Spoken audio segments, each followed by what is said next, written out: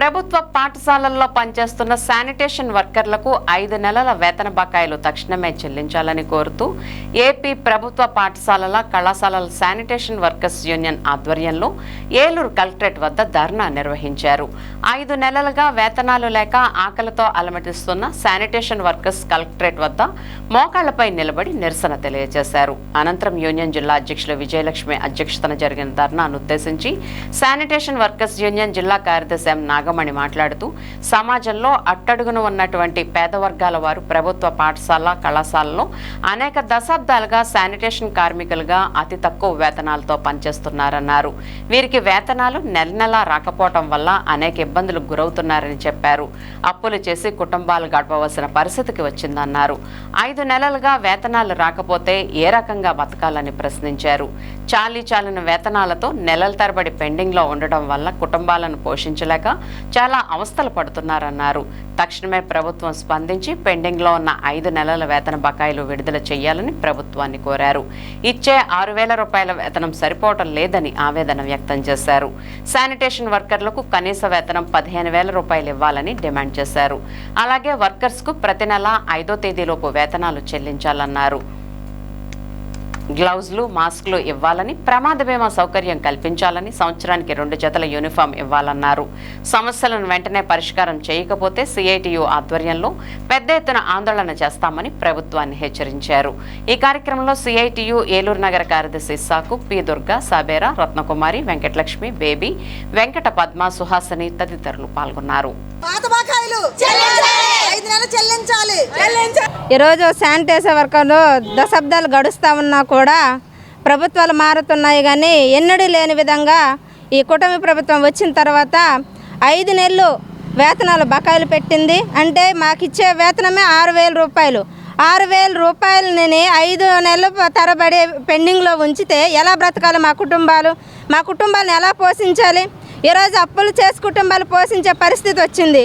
మేము రాత్రనక పగలనక గొడ్డు చాకరీ చేసి ఉదయం 10 గంటలకు వచ్చి సాయంత్రం 5 గంటల వరకు కూడా స్కూల్లో పని చేస్తూ ఉన్నాము. అటువంటి పని చేసి ఇంటికి వెళ్ళి ఇంకేం పని చేయగలము?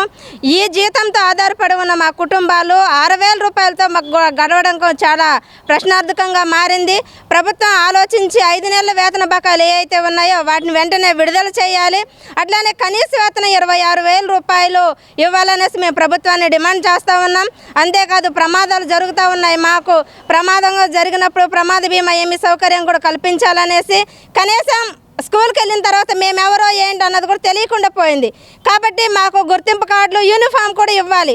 గతంలో ప్రభుత్వం చెప్పింది ఇస్తామనేసి ఈ రోజు కూడా ఆ మాట ఎత్తడం లేదు.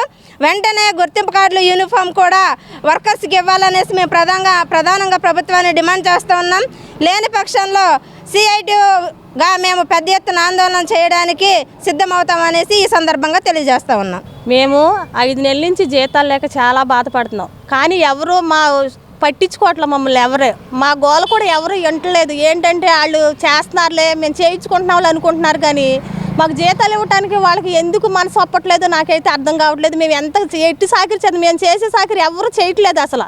అయినా కానీ చిన్న పిల్లలు స్కూల్కి పంపించినా సరే వాళ్ళు ఎట్లా చేస్తున్నారంటే ఆ చేద్దరికి మేము భోజనం కూడా చేయలేని పరిస్థితిలో ఉన్నాం. అయినా కానీ మా గోల ఎవరు పట్టించుకోవట్లా, మాకు జీతాలు ఎవరు ఇవ్వట్లా, మాకు ప్రమాద బీమా ఎవరు కల్పించట్లా, మాకు యూనిఫామ్ ఇస్తానని హామీలు చేస్తున్నారు, కానీ ఎవరు కూడా ముందుకు వచ్చి హామీలు చేసినవి ఎవరు కూడా తీర్చట్లే. ఏ రాజకీయ నాయకులు కూడా మాకు ఎవరు వచ్చినప్పుడు ఇచ్చేద్దామమ్మ మీరు ధర్నాలు చేయొద్దు, ఏమి చేయొద్దు అని చెప్తున్నారు, కానీ మాకు హామీలు ఇస్తున్నారు, కానీ హామీలు ఎవరు తీర్చట్లా.